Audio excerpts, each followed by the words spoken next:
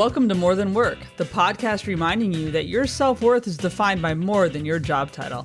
I'm Rabia, an IT project manager, comedian, nonprofit volunteer, and sometimes activist.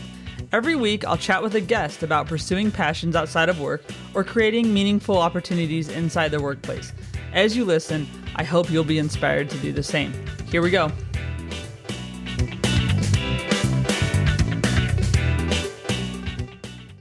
Hello from California. I'm still in the States, still enjoying time with my family and just honestly enjoying being out of the cold. I'm not a big sunshine person, to be honest with you. So people are asking, are you enjoying the sun? And I'm like, not really, because I can get burned more easily. But I'm enjoying that it's sunny outside and just nice out, and that the day is like about 45 minutes longer here in California than it would be in London.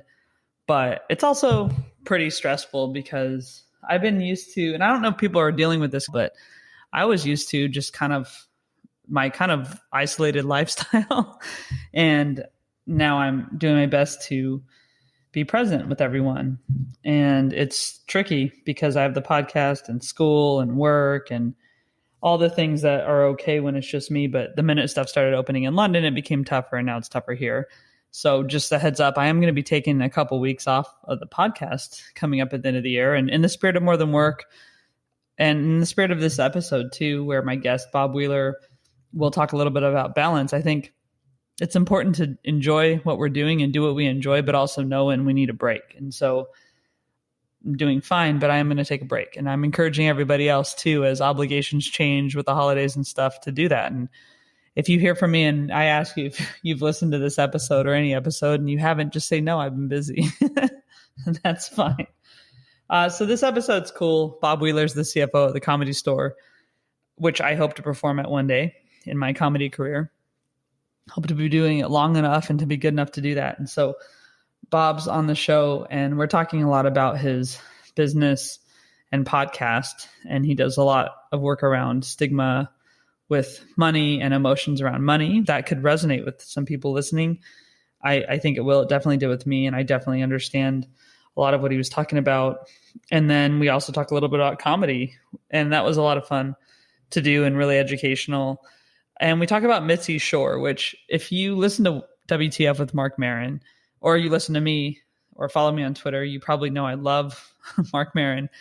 And he talks about Mitzi Shore a lot on that show, or he used to, because of his work at the Comedy Store.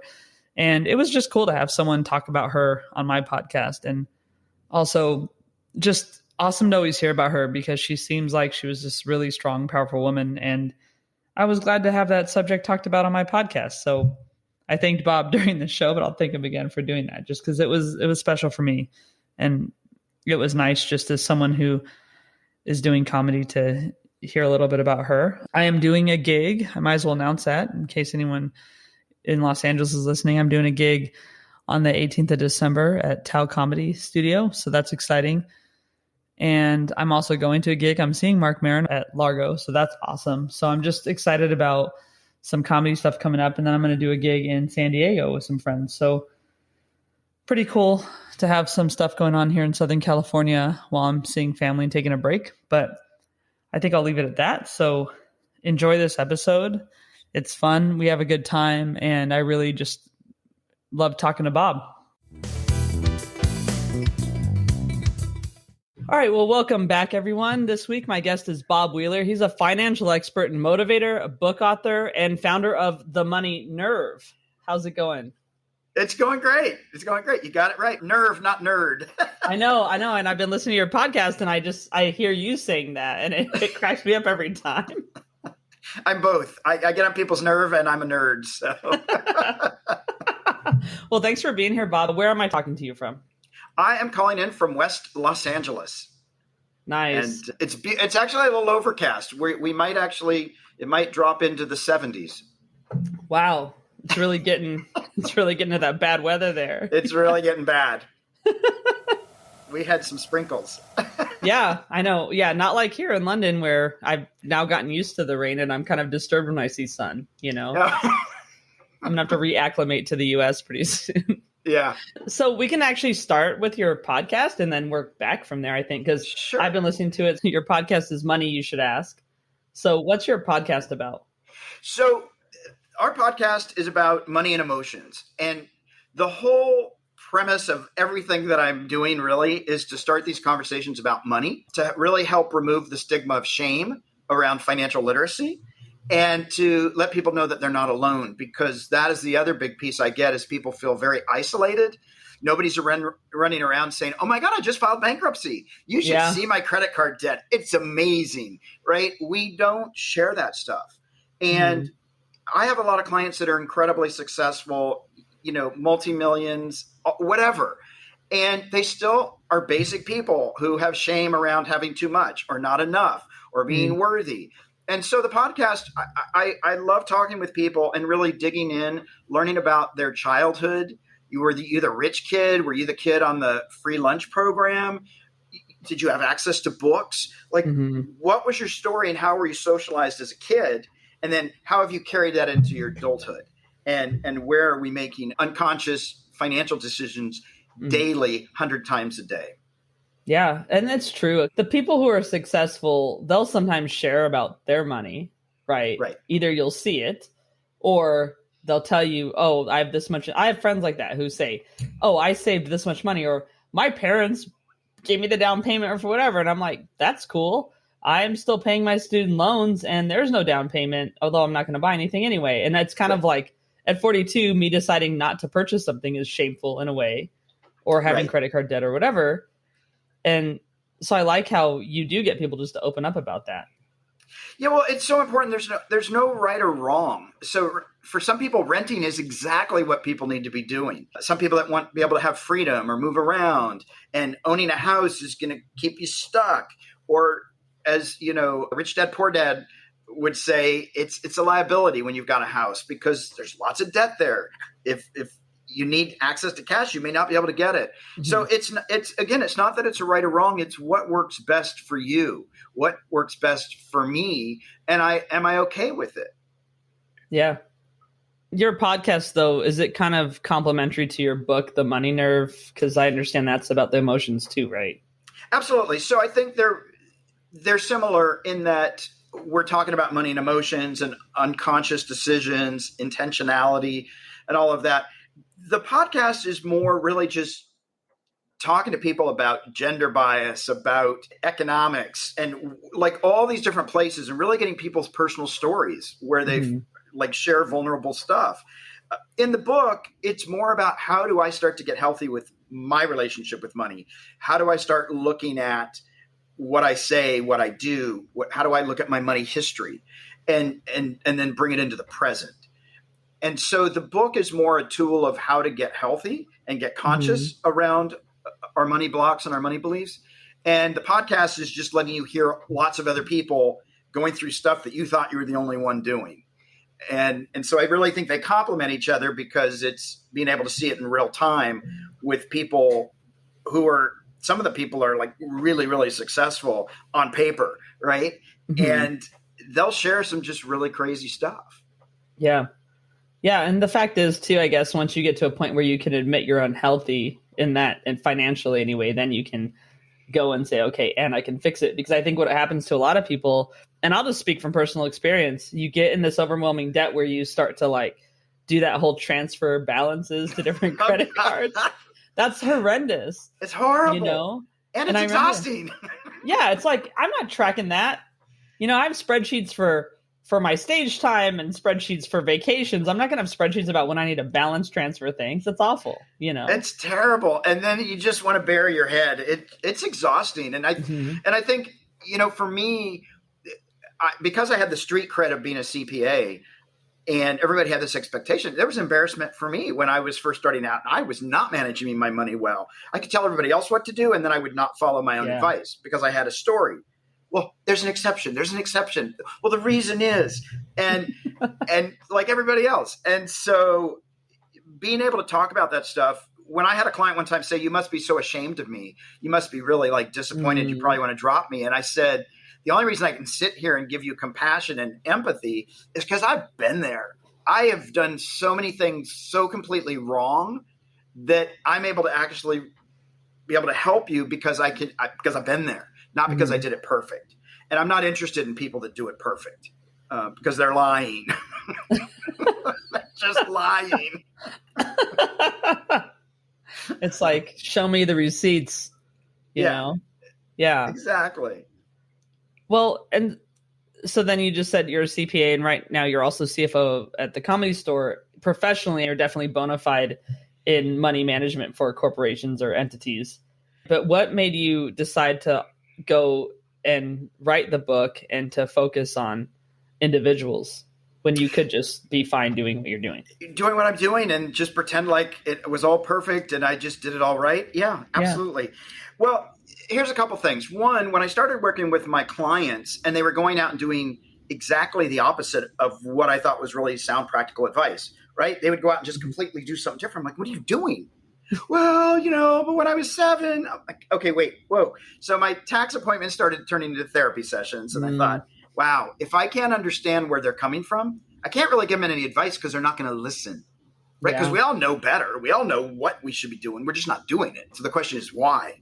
And so that became really important to me. At the same time, because I did have the street cred as being a CPA, even though I was completely messing up my own financial life because I wanted to be a stand-up comic and I wanted to do these other things. I wanted to save the world and all this stuff. And, you just don't get paid for that. And so I had to look at my own personal journey and some beliefs and blocks that I had because I was making really good money.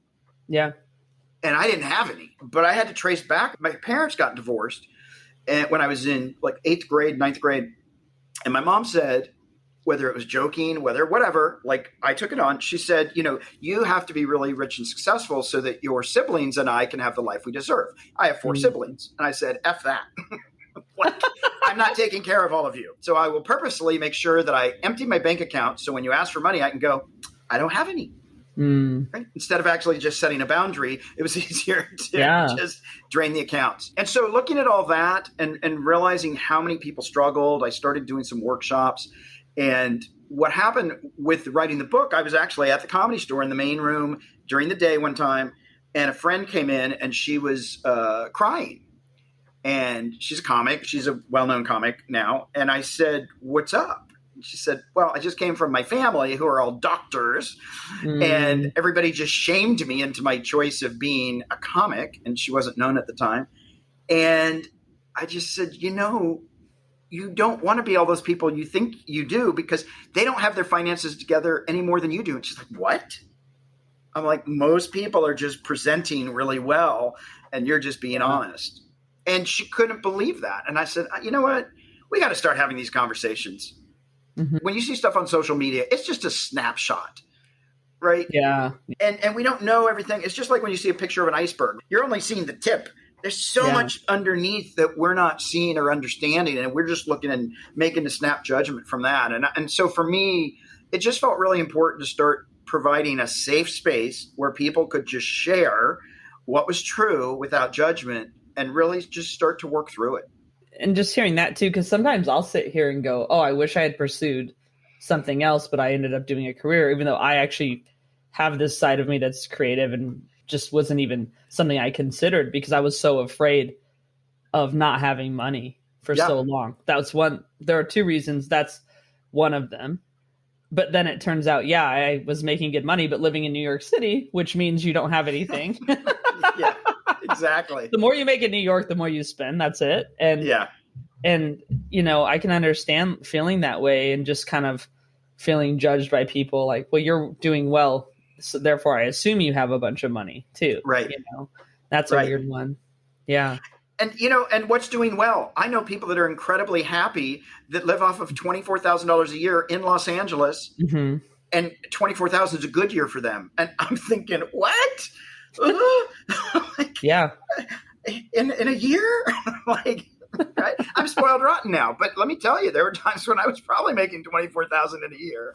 Yeah, I remember my first job. The first one I got a salary, and it was $33,000 a year, and I thought I was just, wow, I've really made it, And then I found out, well, that was a weird one. Because then you found out the guys who got hired that same year got about a little bit more. You found that out later, but so that's interesting. And also, you do have an online course, Mastering the Emotions of Money, right? Mm-hmm. So how's that work for people? Yeah, so that again it's really that takes the book and puts it on steroids. It's really digs in and really challenges you to really start looking at that stuff. One of my clients said, "You know what? My therapist loves you because I'm doing 2 or 3 sessions per chapter. Geez, there was so much stuff." And that's the thing. We don't realize how much financial trauma, let alone just any trauma, that we're carrying deep in our bones. And so going through the Mastering the Emotions really helps to start giving us the tools to say, oh, I could draw a boundary. I could say no, learn how to role play, and actually find the ways to start to actually move ahead. Does it mean you're going to get there overnight? No, you didn't get into debt overnight. You're not going to get out overnight, more than likely. But at least you can start taking the steps moving towards financial freedom. And it actually can happen a lot quicker. I've seen it happen for people when they really set that intention. But you got to be aware of your beliefs that tell you that's not possible for me. Everybody else could do the course, but me. Everybody else could do these 20 things and they would be amazing. It's not for me, right? Yeah. And then we have to change that mindset. Well, when we look at our mental health that way, and I think what you're saying reminds me a lot of Brene Brown in a way. But oh yeah, absolutely. I love her. How me too. And she's so great. And she's helped a lot of people, including myself, understand boundaries from an emotional perspective. But financially, it's very different because depending on who you are and what position you're in your family, you'll either feel like kind of what you said, it'll be put on you somehow that you are supposed to take care of everyone, or you'll think you're supposed to just because that's where you were in the lineup, or you'll think, well, I'll never have any savings anyway, so I will just spend or the gratification people get. I mean, there's all kinds of reasons, but people look at mental health and physical health in these ways, but not really financial health. Absolutely. It's so interesting. I hear so many stories on the podcast in private where, mom and dad give you a piggy bank and you're going to save. And then mom and dad rob your piggy bank daily or monthly. And all of a sudden it's like, okay, well, that doesn't work. Right. Yeah. And then, there's no point in saving because somebody's going to come and take it. And then, so all these things start to happen when we're little. I mean, my parents were terrible with money. And it was only later in life when my dad sort of got fired from one job and got into a different sort of career that he started making money. It wasn't because he was smarter about money. One time he was like, well, now that I make a lot of money, I'm like, dude, you got lucky. Like, you didn't do anything different. You're still operating the same. And I think that's until we can start to get aware of that there is all this financial trauma as kids. You lost the milk money. You're stupid. I want a puppy for Christmas. You're greedy. Oh my God. Right. And it hits us hard when we're 4, 5, and 6. Yeah, for sure. And then you're operating that way when you're older. I mean, the whole thing about the inner child work and stuff, you can quickly find out where some of your money attitudes come from. Well, absolutely, because we never updated the software. And, we're still operating on DOS. So looking at all this, though, and how you've kind of diversified what you're doing, what I want to talk to you a little bit about is having a position of a CFO and then having a position of a CPA with private clients, and then having the podcast and having the course. How do you feel like all that kind of helps you with balance? Even though you're doing a lot of stuff, it seems like maybe you do get some joy out of a certain part of it that's kind of helping overall. Yeah, absolutely. Well, it's interesting. Some people will say, oh my God, you work so much. And I would actually say, well, I just follow a lot of my passions. It's not work for me because I enjoy it. So when I'm sitting with clients and doing tax sessions and I'm helping people tax strategies, like all that kind of stuff, I love it. I love figuring out where we can push the envelope and save some money here and like moving parts, because I work with entrepreneurs and complicated tax structure, and that's fun to me. Like, it's a game, and I could just get caught up in that sometimes because I love those mind games of, oh, we could do this and oh, that does work, right? And so that's fun. Managing staff and all that stuff is a pain in the ass, which is why I brought in a partner. And she's amazing. Yeah. She handles the staff. She deals with all that stuff. And I get to deal with the clients, which is where I have fun. In terms of CFO of the Comedy Store, I first got involved with the Comedy Store because I was doing stand-up comedy. I was running a show there, and I get a call from Mitzi, and she's like, Bob, this is Mitzi Shore, and you got to help me. We're having trouble. I'm like, oh, my God. I just want to be a comic. And they had all these payroll tax liens. They were about to close the doors. And again, because I was a CPA, the banks, I was able to get a loan and say, look, I have this whole business plan. And I didn't have a business plan, but because I was a CPA, they believed me, right? Yeah. And so for me, being the CFO, it was more important about keeping all 3 rooms open because the store was struggling when I got there. And it's gone up and down. Even when it's thrived, that is not because of me, but I'm just saying, I was able to help it in some really lean times to get through the other times so other people could come in and bring in their expertise. But, Mitzi was an amazing woman. And I think she was in a world where everybody was against her. She would say, at comedy clubs, it's a man's world, and they're all out to get me. I was like, Mitzi, you're paranoid.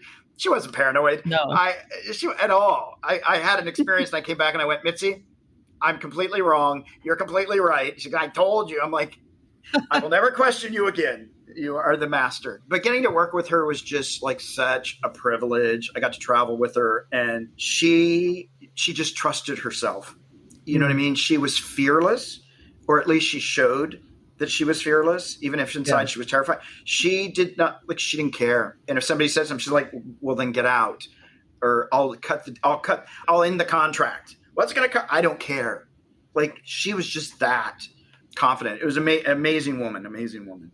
So for me, those 2 things were great. And then bringing in the emotion and the therapeutic piece just felt natural after years in therapy from all the damage. No, that's why it's good to have parents that love you and abuse you mentally, because you help the system down the line. Otherwise, I would have just been a quiet, boring person just going, So, thank you, Mom and Dad, but with lots of love. I don't blame them. Yeah, I mean, now. It's good. You spend a year working on just that alone. Alone. It only took me a year. That's amazing. Well, I think I'm still working on that one. No, but you just kind of, you spend time on it. I think someone I talked to this week, and I don't know which order the episodes will be on. We were talking about therapy also. It's just come up a lot lately for whatever reason. And I do think that going through therapy does give you the ability to be more compassionate to other people. I mean, that's Absolutely. One of the big benefits. Even if it's not, even the people go, I don't need therapy. Well, you need compassion. I can tell you that. Absolutely. So man, get it some way, I totally agree. I think what happens is, and for many of us is that we don't do therapy and we just have our own experience. And so everybody else must have the same shared experience. For me, traveling was a great way to see that the whole rest of the world did not live like me. What? Everybody doesn't have hot water. Everybody doesn't have the choice of 22 grocery stores with thousands of options and 87 kinds of bread, right? You just get bread. Yeah. And there's no I only need the lowland goat milk with it's so ridiculous how over the top we are. I want my coffee stirred by little Thai butterflies that have silked in silkworms, whatever. It's so over the top. Yeah. Other people are like, I'll be happy with a cup of water in a dirty cup, right? Yeah. And so traveling for me, but therapy, I think I always go into it kicking and screaming, right? Mm-hmm. But when I come out on the other side, I'm so much better for it. And that's what I love about Brene Brown, is because she's done the research. So I can talk, touchy-feely, but she's done the research and she's gone into it kicking and screaming. And so I love that this piece about the more vulnerable we are, actually the more connected we are, which completely doesn't make any sense, but it actually is true. Yeah. Well, the one for me, I agree 100%, because I think just normalizing vulnerability has made it a lot easier, even for me at work, to address something. Like sometimes if I'm feeling bad, I'm able to tell my boss. Now, he probably would prefer I didn't do that, Right. But at least I can, because at least then I can explain how I'm feeling and then alter what's going on. Rather than, but 5 or 10 years ago, I wouldn't have been able to do that. I probably just would have had an attitude, probably almost quit for some stupid thing or whatever, Right. Yeah. Yeah. So it's good. Well, so looking at you doing comedy and then you getting this call, which I think to have Mitzi Shore discussed on my podcast is awesome, first of all. So thank you, Bob. I really appreciate it. I feel like Marin Jr. now, finally. But looking at doing stand-up, and you were already a CPA at the time. Is that right? Yeah. So did you start doing stand-up after that, or were you doing stand-up before and then you also found your career? I was doing accounting first. And I was taking classes in sketch comedy and improv. And some friends of mine said, Bob, you've been doing classes for about 2 or 3 years. When are you going to get off your ass and go actually perform in public? I was like, I will one day. And actually what happened was I went out and I auditioned for this sketch troupe called Acme Comedy Theater, which is sort of like the Groundlings. And I auditioned and they let me in. I was like, oh my God, these people are so messed up. Damn it. I was trying to get out of having to perform. Why did they pick me? Damn it. So I got in and I did that and that was great. And then I decided I didn't want to share the stage anymore, right? Like sketch is great because if you have a terrible sketch, you can go, it was the other two.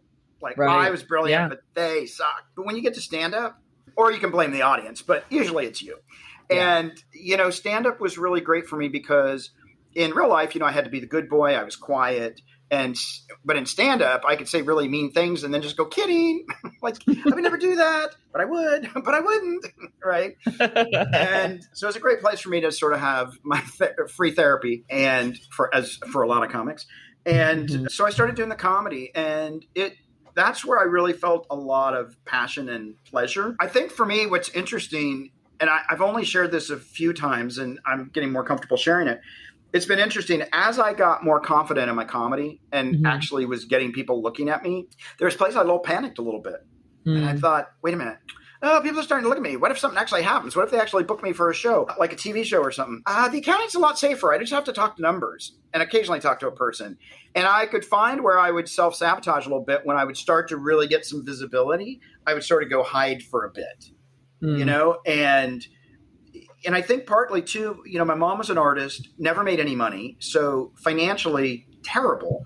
And I thought, I don't want to live financially struggling. Like, I just don't want to do that. I grew up in a big family. My parents did not have a lot of money, 5 kids. We weren't like the poorest, but we didn't starve, but we had our electricity turned off many times and cooked marshmallows and hot dogs in the fireplace for dinner, which is why I always like to make sure my house has a fireplace.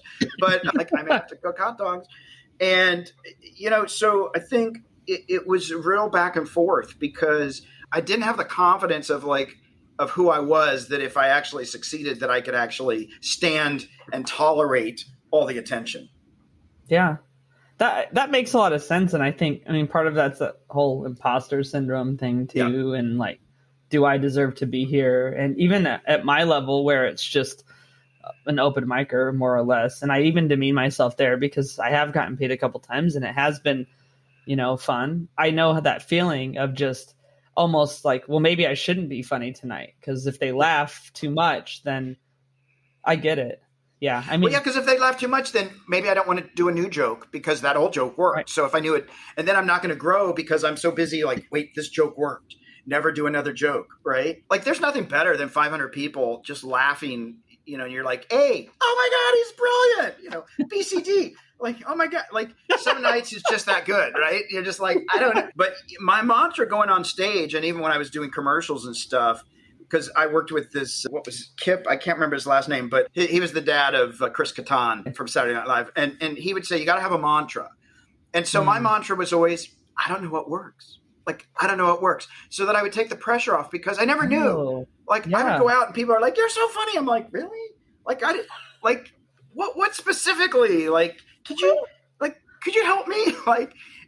So I knew I had something, but I didn't know what, when you're doing comedy, sometimes you're just in the moment, you can do things or make faces. And it's not some people are very specific. I will move my left arm and tilt my elbow and I'll get a laugh. I'm like, yeah, I'm not that good. I'm just going to be I'm going to just throw it out there and be me, a mess. And so that was my mantra. I don't know what works. And it just took the pressure off of trying to be perfect or meeting an expectation. Yeah. And I think that in general, that's a good mantra, right? Because sometimes you're going to go into a situation and if you add all these expectations to it, then the chances of disappointment are greater. That's the bottom line, really. Yeah. But keeps you humble. Yeah. right? Because the minute I know what works, I don't. Yeah, totally. Well, I know a couple people who do comedy listen to this, so I'm just going to ask you something like I would like to ask someone who's done it more than me. I have a career. I'm in marketing now and in IT, but then I do comedy because that's really what I love. And like, I like for me, the writing part's the fun part, and just kind of Right. having this line through things that don't seem related and then doing it on stage. And the biggest compliment I've gotten actually for me was, "Oh, you're very organized." Sort of like hilarious, better, but organized. Take it. I was like, "Thank you so much." They're like, "Yeah, your set was just really organized." I was like, "Thank you," And I mean, they laughed too, but that was good.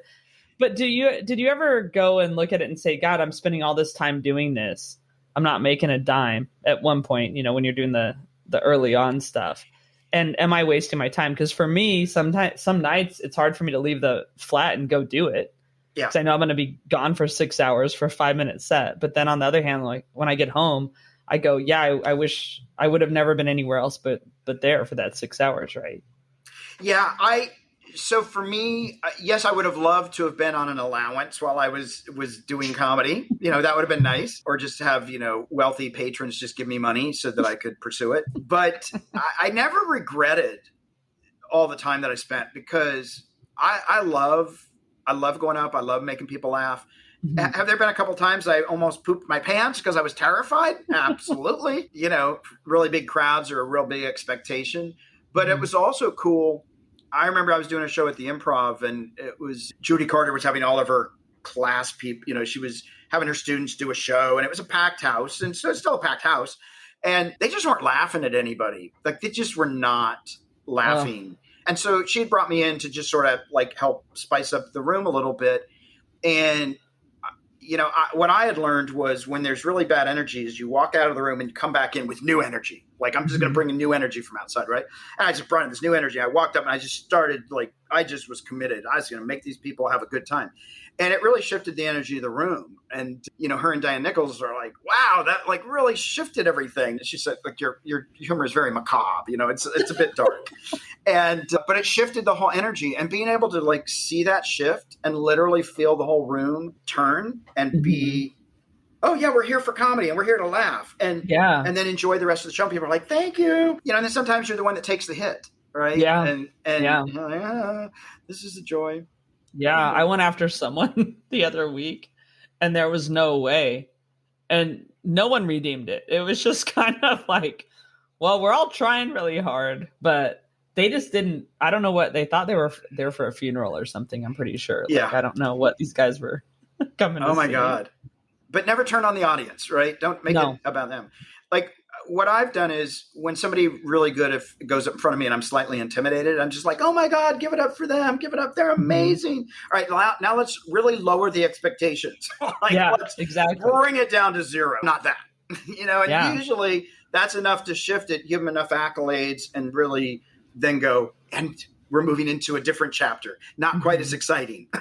Yeah, for sure. In other jobs, you wouldn't turn on your customer, or I've been a project manager for years. I wouldn't have a bad review from the client and then say, oh, well, it's all of them, or, oh, it's you guys, and see how quick we lose the account. You can't do that. So I agree. It's for me, I always treat it kind of like a job. I mean, it's, and I think some people don't, and that's fine, but yeah, but it's I love all of it. Even so the first year or so went really, really well for me. I would go places and it would just work. And I got into this competition, which I hate competitions, but probably because I'm, traumatized from this experience. But anyway, I went up and did it, and they told him, it needed to be squeaky clean Disney stuff. And I had all my Disney stuff and very clean. And I was the only white comic, and it was not my people. And everybody else, there were 3 male comics that went before me, and believe me, they went so dark and dirty and filthy. And then I'm like, Disneyland. Yeah. And the audience went, we hate you. We hate you. Go die. And I was like, oh my God, this feels like 32 hours and, incredibly painful. And after that, I would go some places and I would tell a joke, and people just look at me and go, are you a mortician? Are you trying to kill everybody? What's going on here? And it was so painful. There's this one comic. She'd go, you must have a really good tape, because I always see you everywhere. I'm like, oh, and I'm funny sometimes, lady. And it was painful, right? But I just kept getting up. I kept getting up. And then one day, after about 6 or 7 months of pure hell, I was in a coffee shop and I started telling a couple jokes, and it just started hitting. And maybe there were 15, 20 people. But afterwards, people were like, dude, where have you been? I'm like hiding in my pain, but thank you. But, but like it was worth pushing through, because then after that, it didn't matter. Like, you could throw things at me as long as it wasn't a knife, and like I'd be good. Yeah. But I don't regret any of it, but it was quite painful. Yeah. Oh, for sure. Yeah. It's an interesting one to pursue, but I think what's nice is the people who don't do comedy seem to have a lot of respect for anyone who does, which is kind of cool, and I agree with it. Well, thanks for sharing about that, just because that's something niche that you could talk about that not everyone who's on could talk about. So did we not cover anything that you would want to cover? Yeah, listen, I think for me, you talk about like the balance and all those things. For me, it's following your passion. Whatever you're doing, whether it's work, whether it's a hobby, whether it's a side gig, like, am I having fun? Like, am I enjoying this? Because if I'm not having fun, if I'm not happy for most of the time, I don't expect, happiness and singing animals all the time. But like, if I'm not enjoying it, like, I'm out, whatever it is. And so for me, some people will say, wow, I work a lot, but I'm not. I just have so many things I want to do. And I only have so many hours in a day, just like everybody else. And so I get my rest in, I get my vacations, but like, I want to show up in a way, me personally, I want to have impact. Yeah. Like, I'll own that. And I think most of us do. Most of us just secretly, I had so much shame about saying, I want to have impact. Like, I want to make the world a better place. And I hope everybody else out there does too. And so find the balance, but do what nourishes and feeds your soul, because life is not promised. Tomorrow is not promised. Show up in the best way possible and go for it. So that's what I would say is, like, enjoy what you're doing, because there's so many people that don't have that opportunity, and some people just never get to live their lives. It's really, it's unfortunate. Yeah. Well, thanks. That's great. And I normally ask, do you have any advice? But I think that we've got it. So that's perfect. I have a set of questions called the Fun Five. Okay, cool. You have it's similar to the Fast Five, but I love the Fun Five. Beautiful. Exactly. So mine are fun. Yours are fast and still fun. Still fun too. So if you want to make these fast, that's fine. All right. So what's the oldest t-shirt you have and still wear?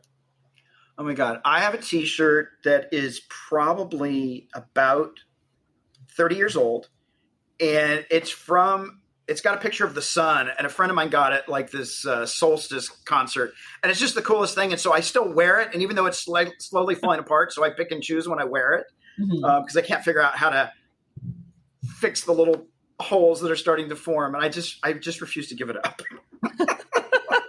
It's 30 years old. Oh. Awesome. That's great. Okay, cool. And that's good, because a lot of people threw stuff away during the pandemic, and it's been really unfortunate for this question, to be honest. Yeah. All right.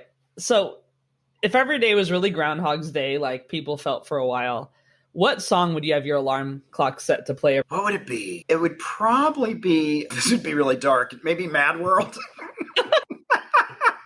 That's not very happy. No, let me pick a better song. I guess it would be maybe Manic Monday. Yeah. Oh, cool. Well, that's one at least. And if you just shut it off soon enough, you won't get sick of it all the time. Exactly. All right. Coffee or tea or neither? Coffee. I love both, but coffee. How do you take your coffee? A little bit of half and half, and a little bit of a teaspoon of sugar, and I like it strong. Yeah. Cool. Can you think of a time, and this you probably have many times, that you laughed so hard you cried, or just something that always makes you laugh when you think about it, just from the memory? Probably my other siblings' pain. We used to just terrorize each other, and I would sneak into the bathroom and sit for hours waiting for my older sister to go into the bathroom. Just when she thought it was safe, I would jump out of the closet and go, she would hit the ceiling, and we still to this day laugh about that stuff. We tortured each other, and we got lots of pleasure out of it. And we didn't hate each other because that was part of the game. Yeah. Oh, that's cool. I mean, siblings, there's this thing that you have with no one else besides them. Yeah.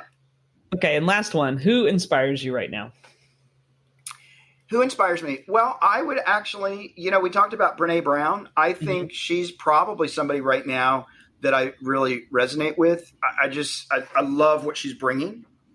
And I think she really helps me get out there. Jeff Brown would be another person who does a lot of writing from a psychological point. Those are the kind of people that inspire me, people that are talking about their emotions, because I used to pretend like I had zero. And I still if I had them, I would feel that, but I don't. But so people that are helping me to tap into my expression of emotions inspire me. Cool. Great. And then if people want to find you, I'll have a bunch of links in the show notes and everything, cool. But just for you to tell people where you'd like them to go first. Yeah, absolutely. So the Money Nerve, Nerve, not nerd, right? The Money Nerve. We've got resources. We've got the online course, access and links to the podcast, the book, and all that stuff. And we love people to reach out and share their stories, or just if they've got a struggle or they're feeling alone, reach out. I've got an amazing staff, and we're really here to be a space where people can reach out and express whatever's going on. Super. Well, Bob, it's been great to chat with you. Thanks so much for joining me. Absolutely. It's been a real pleasure. And I hope your listeners got something to take away from this.